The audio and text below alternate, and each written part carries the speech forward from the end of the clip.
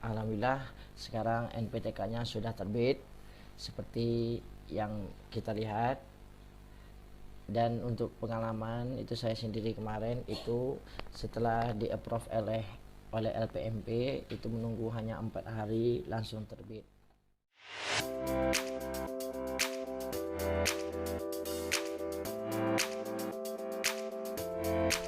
Assalamualaikum warahmatullahi wabarakatuh. Sebelum video ini dilanjutkan, seperti biasa jangan lupa tekan tombol subscribe, like, and comment supaya lebih semangat lagi dalam membuat videonya, serta bagikan pada kawan-kawan yang membutuhkan. Dan jangan lupa hidupkan tombol lonceng supaya tidak ketinggalan video-video berikutnya dari channel. Jadi kita langsung saja, yaitu dengan cara kita coba ketik di Google adalah Verbal PTK. Verbal PTK. Kemudian akan muncul berbagai macam alamat yang di sini. Kita pilih alamat yang pertama, yaitu verbalptk.data.kemdikbud.go.id. Oke, kita klik, kemudian kita tunggu prosesnya. Kemudian akan muncul halaman seperti ini. Ya. Jadi di sini adalah kita disuruh untuk masukkan login operator. Oke. Setelah kita isi, kemudian kita login. Kita tunggu. Oke, kalau sudah berhasil, itu nanti akan muncul tampilannya seperti ini.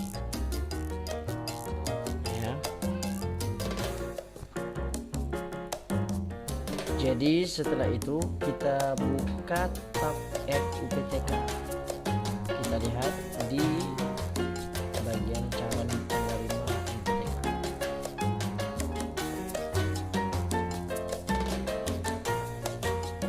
Ya, tunggu.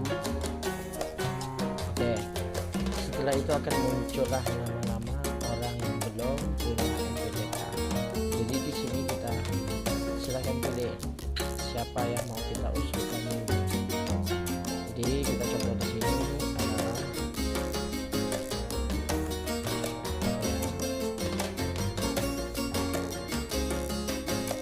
setelah itu setelah kita pilih namanya, nama orang yang bersangkutan atau PTK, kita unggahkan berkas ya. Jadi akan muncul seperti ini.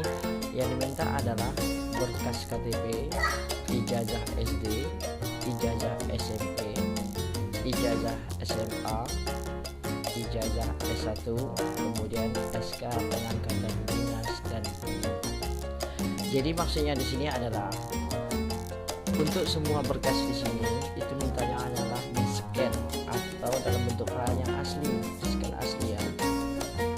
Jadi berkas KTP, ijazah dari SD sampai S1 itu semuanya di scan.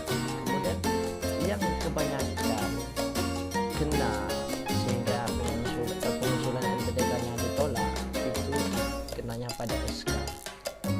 Jadi khusus untuk sekolah negeri, SK yang diupload adalah SK dinas atau SK bupati ya.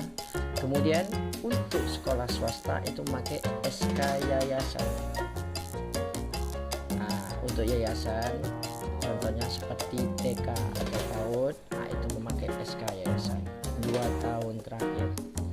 Jadi kita coba yang pertama, yaitu berkas KTP. Jadi sebelum kita masukkan file ini, apa yang diminta di sini, syarat yang perlu dipenuhi, itu perlu kami jelaskan bahwa SK pengangkatan dinas dan penempatan ini itu susunannya adalah yang pertama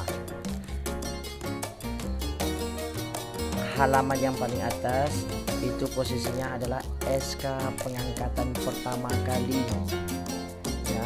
SK pertama kali mengajar atau bertugas di suatu tempat atau di suatu sekolah. Yang kedua yaitu SK bupati 2 tahun terakhir atau SK dinas Jadi berhubung ini sekarang sudah tahun 2020, maka SK yang dilampirkan adalah yang atas SK 2020, kemudian di bawahnya SK 2019. Kemudian yang ketiga yaitu SK pembagian tugas. SK pembagian tugas ini yaitu SK pembagian tugas 2 tahun terakhir. Berhubung yang masih berlaku di sini adalah 2019-2020, maka kita masukkan SK 2019-2020 dan SK 2018-2019. Jadi ketiga jenis file SK tadi itu digabungkan menjadi satu.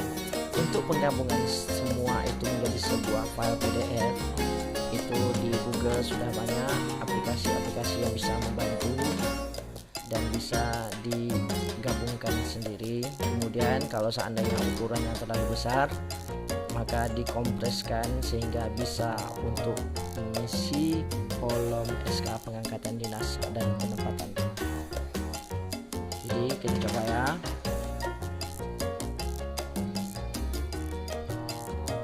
KTP. Oke, kemudian kita lanjut ijazah SD.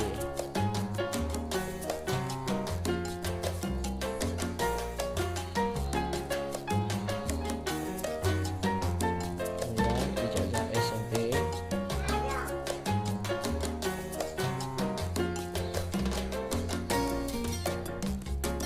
Kemudian ijazah SMA.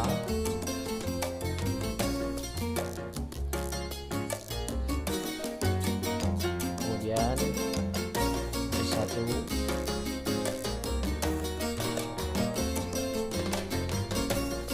Khusus untuk S1 atau ijazah terakhir itu lampirkan transkrip nilai sekali. Kemudian barulah yang terakhir itu SK pengangkatan dinas. Jadi dalam file SK pengangkatan dinas ini ada beberapa lembar atau set SK yang sudah digabungkan menjadi satu.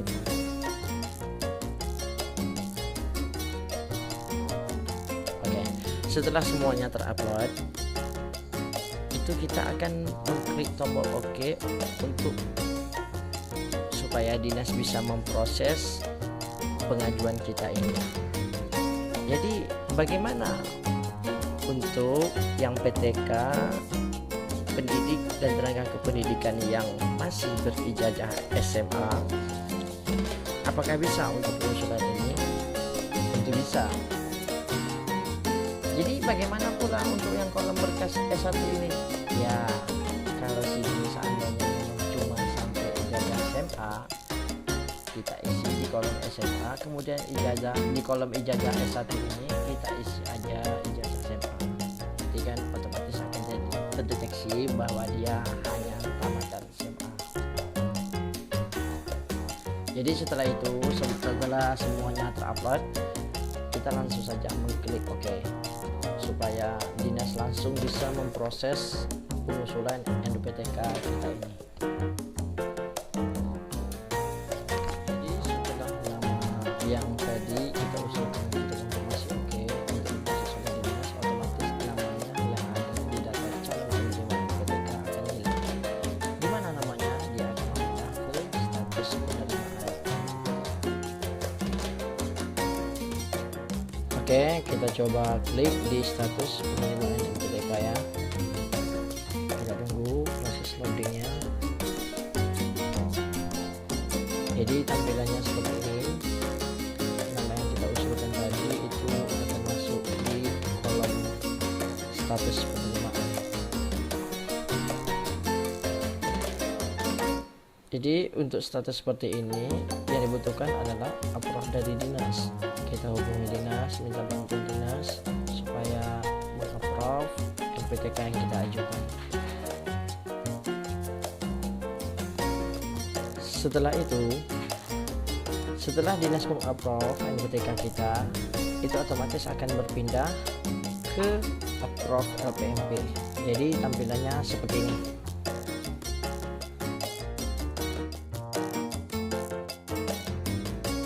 Nah, sekarang status approve kita sudah berada di RTMP. Sekarang menuju ke tahap verifikasi PPK. Jadi kita tunggu saja. Biasanya cepat, biasanya lambat, tapi itu tergantung jumlah antrian yang ada dalam proses pengajuan.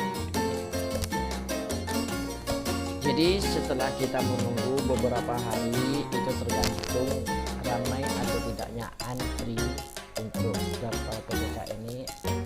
Alhamdulillah sekarang PPK nya sudah terbit seperti yang kita lihat. Dan untuk pengalaman itu saya sendiri kemarin itu setelah di approve oleh RTMP itu menunggu hanya 4 hari langsung terbit NPTK. Demikianlah tutorial pada kali ini. Semoga